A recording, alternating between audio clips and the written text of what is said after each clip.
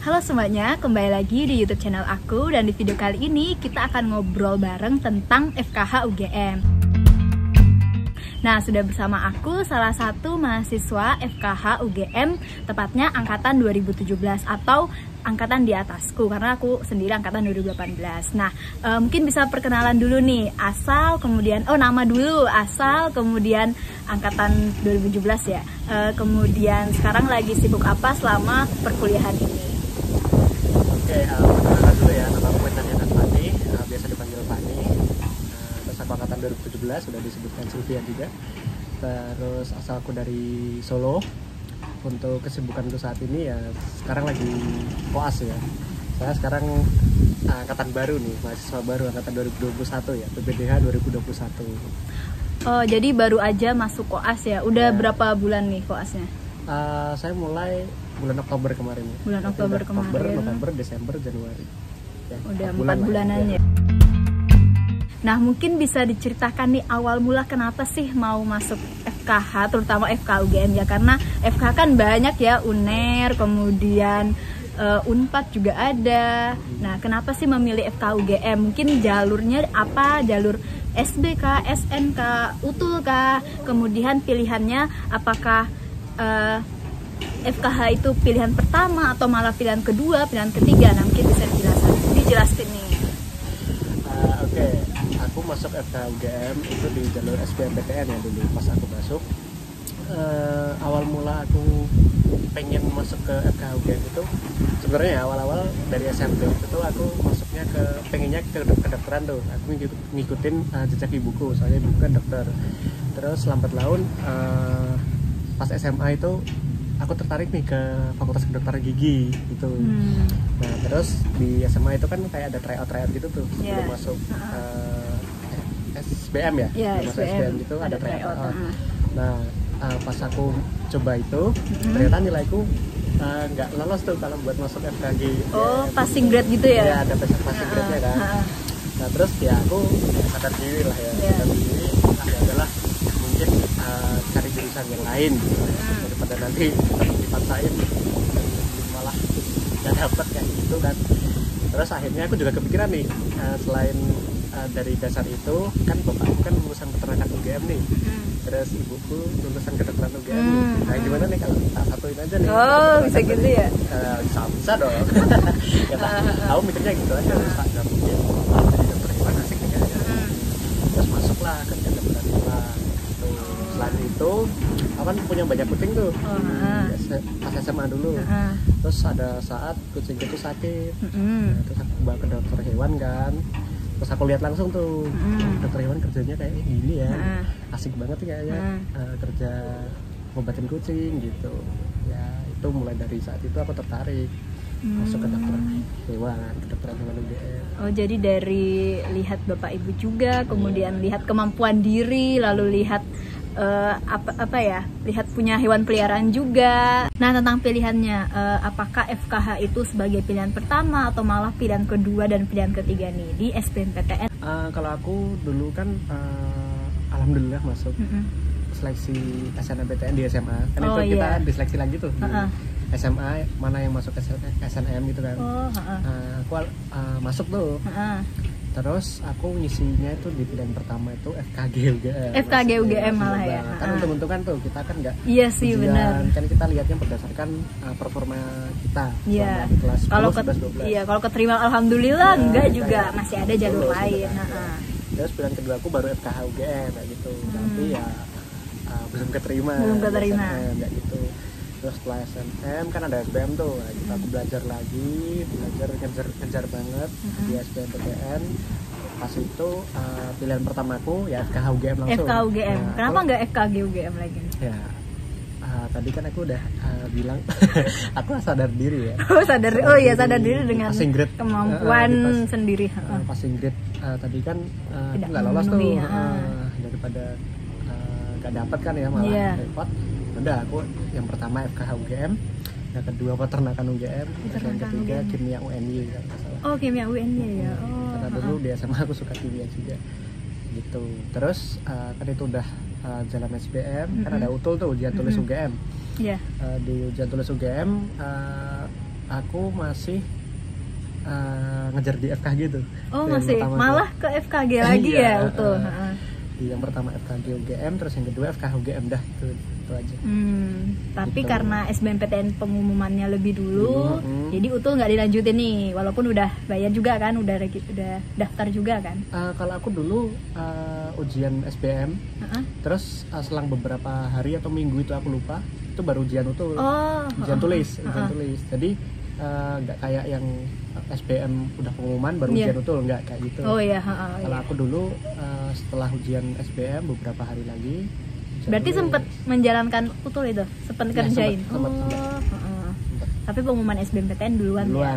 Pas itu pengumuman alhamdulillah keterima di FKH UGM, kan pilihan 1 itu. Terus kan masih ada beberapa hari lagi pengumuman ujian tulis. Nah, itu nggak keterima semua. Oh, nggak keterima FKG ya? Ya udah. Kalau keterima FKG nih bakalan milih mana nih? Ya bingung juga ya kalau dulu ya. Juga ya, soalnya dua-duanya suka nih. Suka gitu kan. Tapi kayaknya mungkin aku dulu, kalau dulu ya, kalau dulu aku mungkin FKG sih. Oh, milih FKG ya malah. Iya. Untung nggak keterima ya? Iya. Malah untung ya. Ya alhamdulillah keterimanya di FKH UGM gitu. UGM, oke. Seru dan asik juga ternyata. Ada nggak sih perbedaan atau perbedaan irama perkuliahan? Kan ada perpindahan nih dari zaman SMA ke zaman kuliah, tentunya ada perbedaan mulai dari tugasnya beda, praktikumnya juga lebih banyak. Nah, kaget nggak sih dengan irama perkuliahan di FKH UGM khususnya di semester 1? Ya kalau kaget sih pasti ya, kalau aku ya, kalau aku dulu kaget. Soalnya kan sistem di sekolah SD, SMP, SMA itu kan beda sama kuliah nih.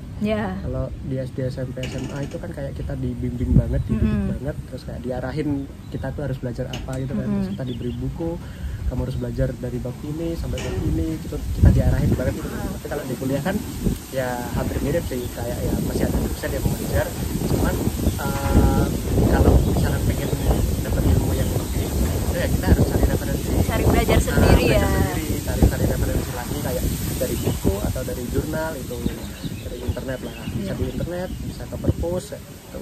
Jadi nggak bisa bergantung sama guru atau dosen yang memberikan materi terus, tapi kita aktif mencari sendiri ya. Emang bener FKH UGM itu laporan praktikumnya banyak? Banyak sih, bisa katakan banyak ya, soalnya tiap hari kan kamu juga udah ngalamin sendiri kan, tiap hari ada praktikum, terus ada laporan praktikum. Ya berarti kan itu tiap hari ada laporan tuh, jadi ya banyak sih kalau laporan praktikum tuh. Tapi laprak tuh bukan suatu momok menakutkan kan ya? Pasti bisa lah dikerjainnya. Semalam pun juga bisa lah ya kalau dikebut. Toh laprak juga sebagai sarana belajar kita ngulangin apa yang dipraktikumkan di hari tersebut. Nah, mungkin bisa jelasin nih bagaimana sih perkuliahan dan praktikum di KH sendiri waktu sebelum pandemi ini, atau saat normal, semuanya normal, bagaimana sih perkuliahan dan praktikum saat offline atau saat normal lah, sebelum pandemi ini ya. Jadi kalau misalkan kuliah di FKH UGM itu pas offline ya kita mirip lah ya kayak di SMP, SD, SMP, SMA. Cuman kalau di SD, SMP, SMA itu kan kita ada jadwal tuh mata pelajaran itu dari jam 7 sampai jam 2 atau jam 3 gitu kan. Nah kalau di FKH UGM nih ya mirip kayak gitu. Tiap hari ada mata kuliahnya, terus jadwalnya juga ada. Jadwalnya udah ada. Kalau misalkan FKH UGM itu untuk kelas mata kuliah itu biasanya sebelum jam 12. Sebelum jam 12 udah mentok 12.50 kan ya. 12.50 mentok banget itu perkuliahan. Terus setelah 12.50 kita baru ada praktikum tuh. Biasanya jam 1 ya. Jam 1 sampai jam 5 tuh. Sampai jam 5. Kadang sampai jam malam juga sih, tergantung gelombangnya banyak ya. Gelombangnya banyak. Kalau gelombang 1 kan itu jam 1 sampai jam 3. Gelombang 2 jam 3 sampai jam 5. Gitu. Jadi pernah ngerasain praktikum sampai malam nggak? Pernah. Kalau aku pernah sih. Pernah ya. Soalnya gelombangku tuh biasanya gelombang akhir karena urut absenku juga akhir-akhir gitu. Aku juga biasanya gelombang akhir sih. Soalnya kan absenku juga mendekati akhir gitu. Ya makanya dapatnya gelombang yang akhir. Gelombang akhir juga ya. Nah, kalau masa pandemi ini nih yang semuanya harus serba online. Nah, gimana sih perkuliahan yang bukan lagi di kelas dan juga bagaimana praktikumnya? Tentunya pasti beda banget ya sama sebelum pandemi ini. Kalau aku ya ngerasanya kuliah ini ya mirip ya antara yang daring dan luring itu kayak gimana ya. Kita tetap mengikuti perkuliahan, cuman bedanya ini dilakukan secara daring ya. Kalau kita platformnya Cisco Webex. Nah, Webex. Terus yang aku rasakan beda banget itu di praktikumnya. Ya, praktikumnya kita butuh hands on nih. Ya, biasanya kita ke lab, bawa pakai jas lab, kemudian nungguin di depan di lobi. Ya benar, terus kita kayak ya ngelakuin materi kita sebagai praktikum lah ini. Praktikum.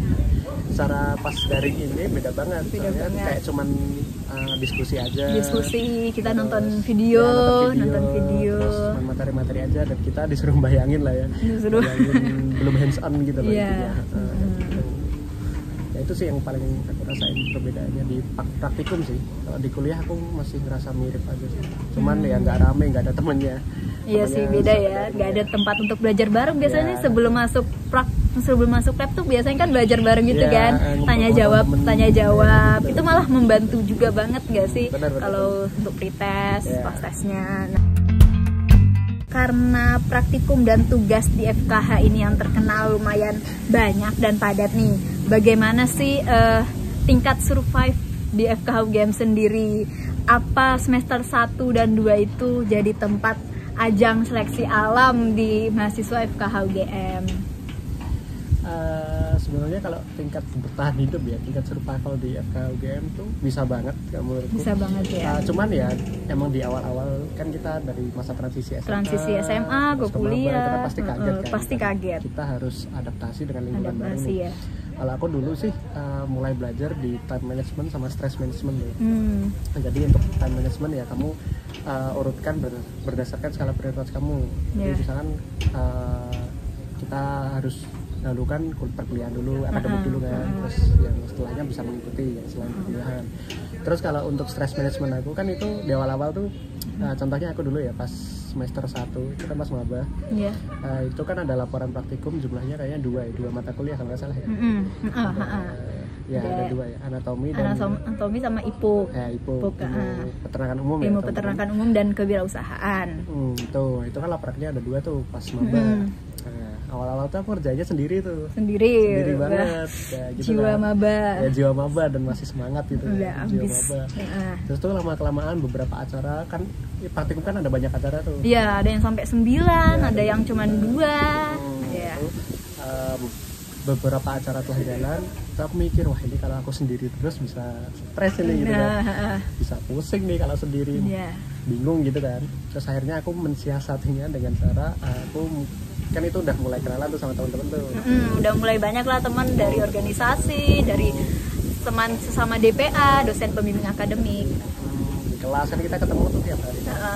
Ya aku mensiasatinya adalah dengan cara aku ajak tuh temanku itu ke kosanku atau mungkin aku ke kosannya temanku gitu kan. Terus kita kerjain bareng-bareng tuh laporannya, tugas atau laporan. Nah, kalau gitu kan bareng-bareng tuh. Bareng-bareng kan asik, santai gitu kan. Ada teman ngobrol lah intinya kan. Kalau aku gitu. Terus kalau misalkan udah agak capek gitu kan mas, capek kerja laporan ya kita break dulu nih, kita break dulu mabar ya. Tenang, biar kalian masih bisa mabar. Nah, mabar punya paling 10 menit sampai 15 menit kan. Kita udah refresh otaknya, kita lanjut ngerjain. Nah gitulah intinya. Pokoknya temuin sendiri lah caranya. Temuin sendiri caranya ya. Karena orang-orang juga berbeda-beda juga ya caranya. Gitu. Toh banyak juga kan yang survive dan yang pindah jurusan itu kemungkinan karena pilihan kedua atau pilihan ketiganya itu FKH, tapi dia masih mau mengejar pilihan satunya atau mungkin masih mengejar kedinasannya gitu kok.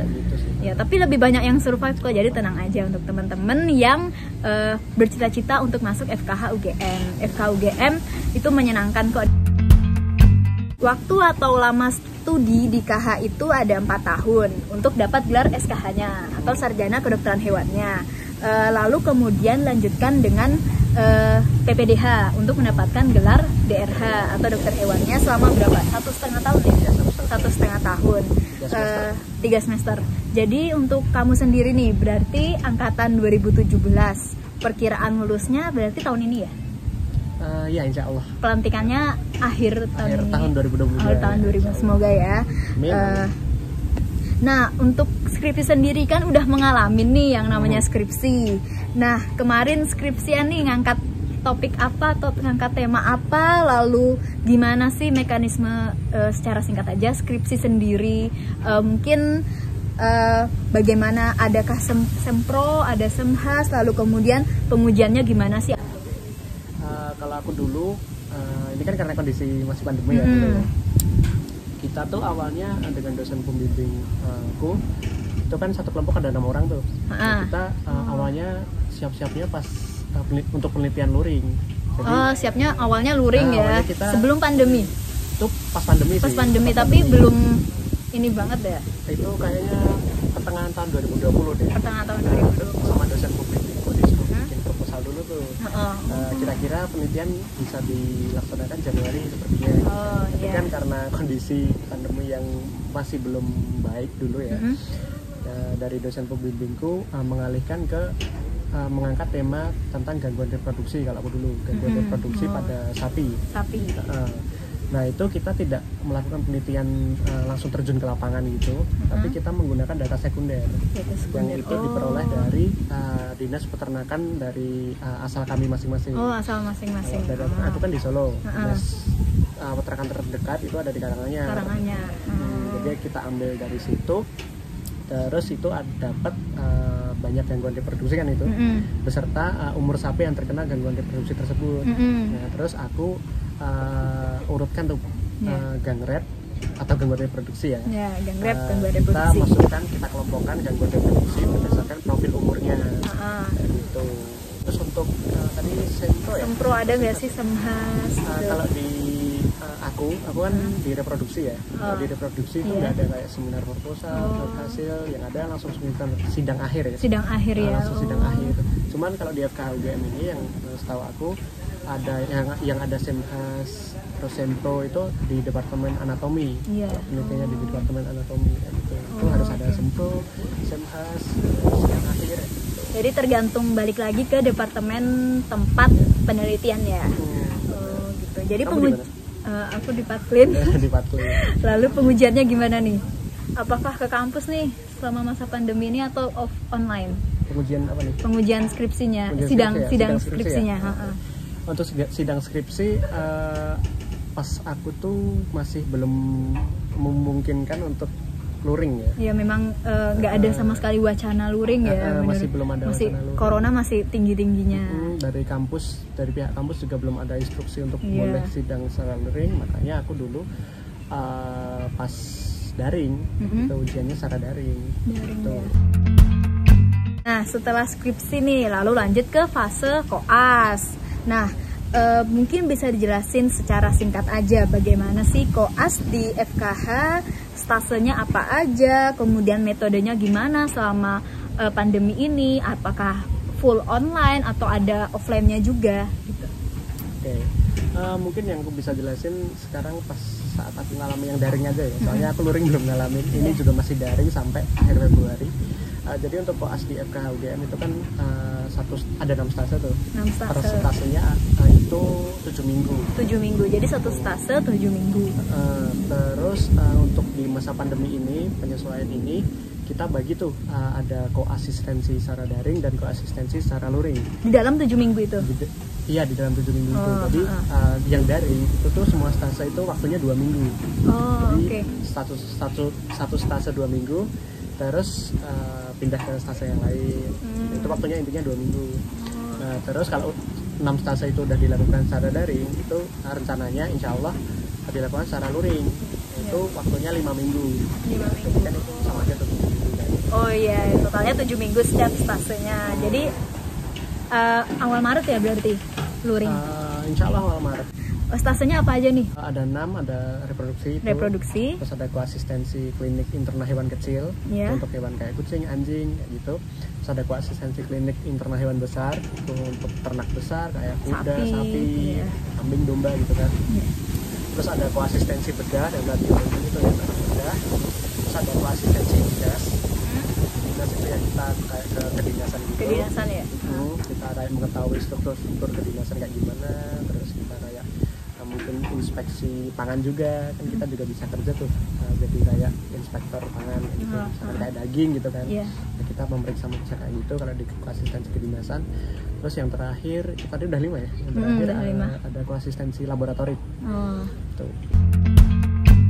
Ini ada satu pertanyaan ketinggalan nih tentang peluang karir nih menjadi aslab di FKH. Mungkin banyak teman-teman yang kurang tahu juga tentang bagaimana sih peluang karir nih sebagai aslab di FKH UGM. Nah, mungkin bisa dijelasin dikit nih, karena kamu juga udah berapa kali ya jadi aslab di IPU, kemudian DKV. Ya itu cuma 2 itu. Nah, bisa dijelasin nih apa sih tuh aslab, gimana tugasnya dan lain-lain, seleksinya gimana secara singkat aja. Asisten laboratorium itu nanti ngajarin kita buat praktikum. Tugasnya itu sih, pokoknya ngajarin praktikan itu tentang materi yang akan diajarkan saat hari itu juga. Untuk peluangnya teman-teman bisa banget sih, karena di kedokteran hewan UGM itu kan banyak banget tuh departemen tuh, ada 10 kalau nggak salah ya, 10 atau 11 atau 12 ya. Itu ada banyak pokoknya. Ada banyak. Itu teman-teman sesuaikan aja sesuai keinginan teman-teman, sesuai passion aja lah. Ya memang disukai, kayak wah pelajaran ini kayak menyenangkan ya. Pengen deh daftar di sini, aslab sini. Terus kalau misalkan pengen tahu kerjanya di mana gitu kan. Oh ya, lebih baik lagi kalau relate lagi ya dengan keinginan cita-cita pekerjaan yang itu akan bagus banget sih.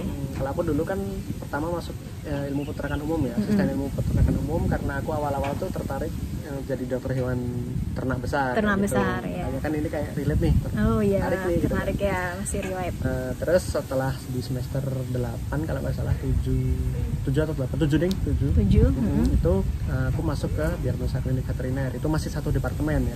Satu departemen sama IPUK ya? Iya, masih satu departemen. Jadi kayak naik tingkat gitulah. Naik tingkat. Tapi masih relate. Ya, masih relate. Diagnosa klinik veteriner, teman-teman. Ya, itu kalau misalkan teman-teman pengen naikin skill, terus teman-teman pengen belajar terus selama di perkuliahan itu, terus pengen diskusi dengan dosen gitu kan, diskusi pertandingan. Nah ini kalau teman-teman ada jiwa-jiwa untuk berbagi ilmu nih, bisa tuh masuk ke bergabung menjadi asisten laboratorium gitu. Nah, untuk seleksinya sendiri untuk aslab tuh biasanya ada seleksi wawancara, tertulis, ada nggak ya? Tertulis, aku dulu ada.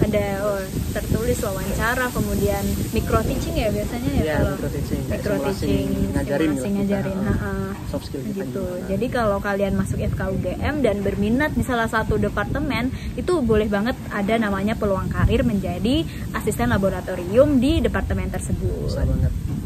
Nah, sekian video dari aku. Semoga video ini bisa membantu dan bermanfaat untuk teman-teman untuk mengetahui bagaimana sih gambaran dari FKH. Semoga cita-cita kalian untuk masuk FKH UGM bisa terwujudkan. Sekian dari aku dan see you di next video.